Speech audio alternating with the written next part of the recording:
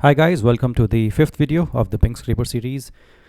So we had reached a place where we had written our Bing Scrape function, our func main, our build Bing URLs function, and now what we'll do is we'll start working with our scrape client request function.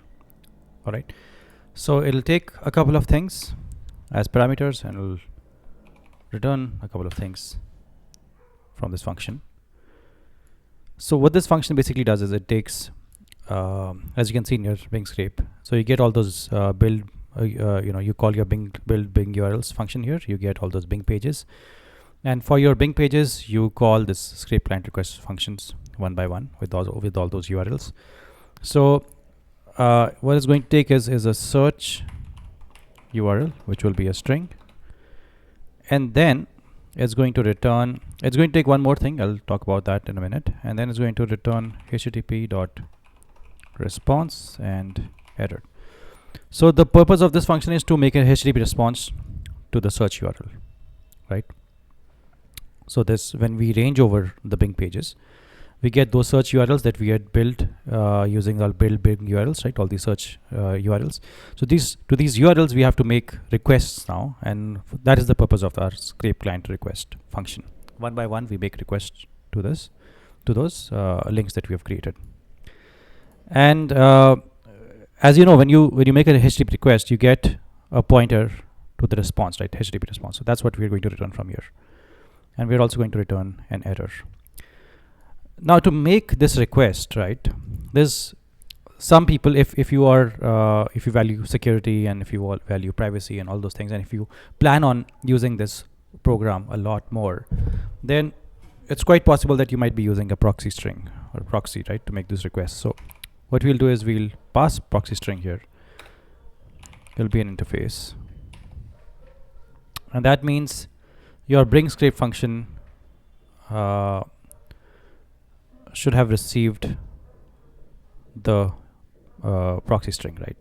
So after a country we'll say comma, and we'll say here proxy string, and again type of interface, put a comma here, and that this also means that when we are calling this function from func main, we need to pass the interface. For the purpose of this video I'm not passing any proxy string, so I'll keep it nil. So we'll pass nil here, but you could be using any other proxy, right? And when calling this function scrape client request, you're passing page, but you could also be passing proxy string that will be caught here. All right. And so these are the two things that this function accepts as parameters. These are two things it returns from this function after processing. And now if you want to use this proxy string, then we'll have a function called get scrape client, which will help us to create a scrape client. By mistake there's a capital L here, the L needs to be small, and here's where we'll pass our proxy string, and we'll save this value in a variable called base client. Again, by mistake this L is capital, L needs to be small. So this get scrape client function is what we'll have to work on right now, right? It takes proxy string and it creates a client for us, with the help of this base client is where we'll make the request to our search URL. All right, so let's work on get scrape client. It takes, as you know, a proxy string which is of type interface as parameter, returns HTTP client. Somehow by mistake every time my L is becoming capital, so it should be small always. And so what we'll do here is we'll switch between proxy string. So we'll say proxy string dot type, and we'll switch between it. So we'll say take a variable v which switches between all these proxy strings, and there could be two types here, right? One could be string, that you've actually passed a proxy string, so you'll say string, and here you'll say proxy string comma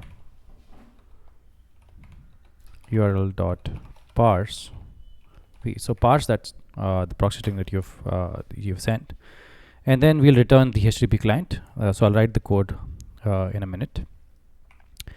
The other case could be the default case where we have not passed a string, right? So for example, we just passed nil in our case. So that will be the default case. In the default case, where we're not passing a proxy string, we'll just return the HTTP default client. Again, ls capital by mistake. Sorry for that. So here we're going to parse the proxy string, and what we're going to do is, actually, you know what, keep this capital V.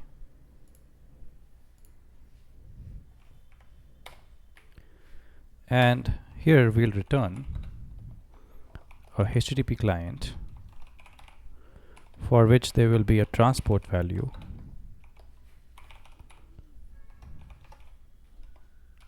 http.transport, and it will have a proxy value, and the proxy will be http.proxy URL, and in brackets you'll pass your proxy URL here.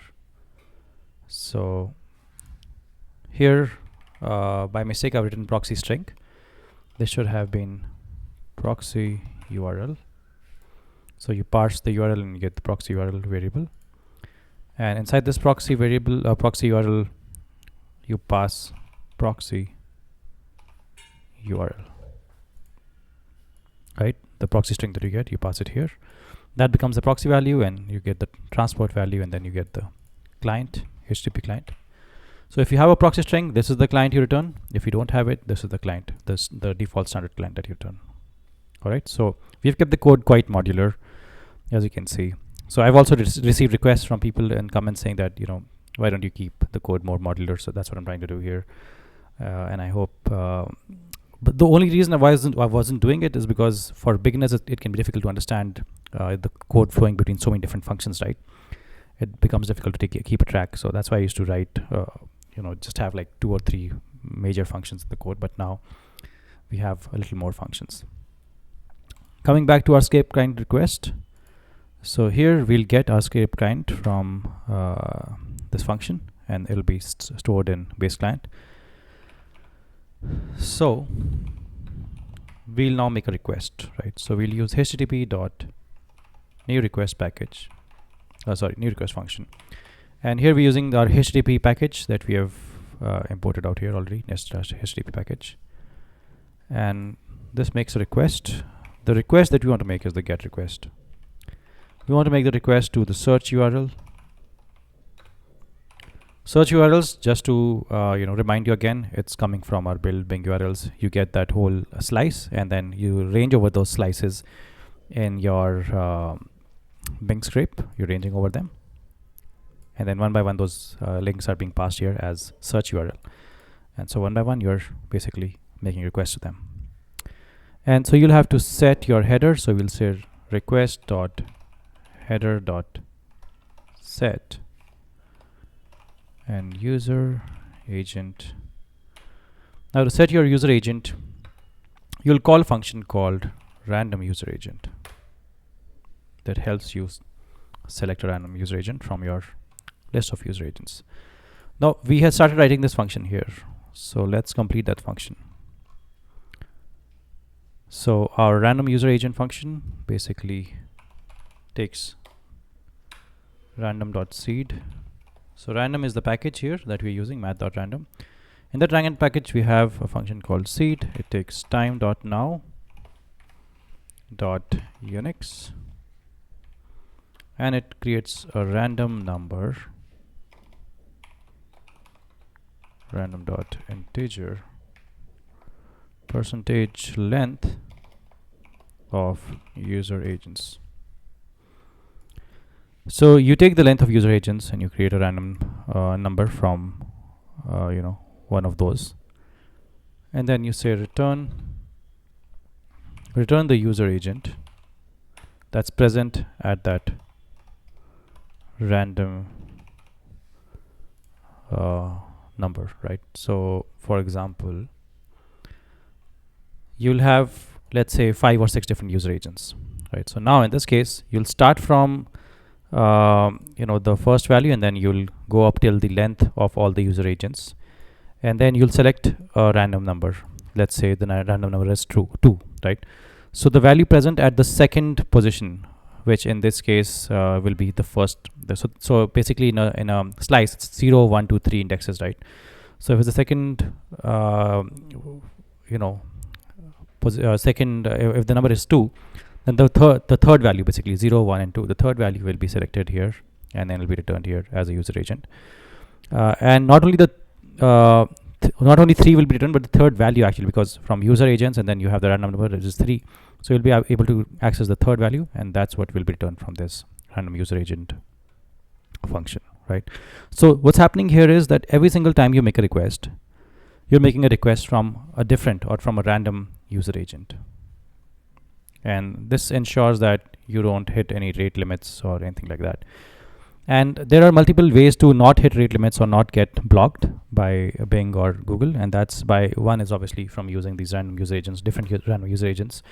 Second is to add delays, that we're also doing, right? We're adding a delay also between requests. And the third is to randomize your IP addresses. You can create an IP address pool where you can farm those IP addresses, and then you can use random IP addresses. So I'm not going into that. That's a little more complicated territory, and if there are beginners watching this, then it'll really confuse them.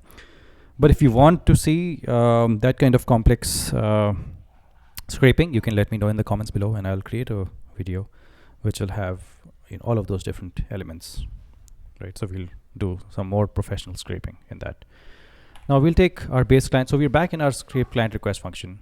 We'll take our base client, and then we'll make a request. So we'll say do, and we'll say request. All right. And after making the request, we'll get either a response or we'll get an error. If the response dot status code not equal to 200. So you must, if you're not from a web development background, there are these different status codes, right? Whenever you make a request, it could be 200, could be 400, 502, or 404. So 200 basically means that everything was okay. So what we are saying here is that when we made this request, if everything is not okay, then there's some issue, right? And most probably the issue would be something to do with the ban. So we'll say scraper received a non 200 status code suggesting a ban, and we'll return null, error. All right. If an error is there, so we'll say if error not equal to nil, we'll return nil for the response, and we'll return the error. And if everything was all right, everything goes well, then we'll just return response and nil for the error. So this is the best case scenario. Sorry. I'll just Control Z. Yeah. So all good here. So that's with your scrape client request, all right? And so we wrote 2 functions in this video: get scrape client and scrape client request. And now the whole program is taking shape. In the next program, in the next video, we'll be working on our Bing result scraper, which is this function. And we'll also try and run this code and see if we get any errors, which I'm sure we'll get many errors, and we'll then try and fix all those errors, right? And the parsing function is also going to be slightly long, so that's why I want to keep this for the next video. And again, like I said, in the previous video also I had mentioned that I recommend you going through these videos one day at a time so that you don't get bombarded by too much information if you're new to Golang. So do stay subscribed to this channel, and so that you come to know when the next video comes out. And thanks a lot for watching. See you in the next episode.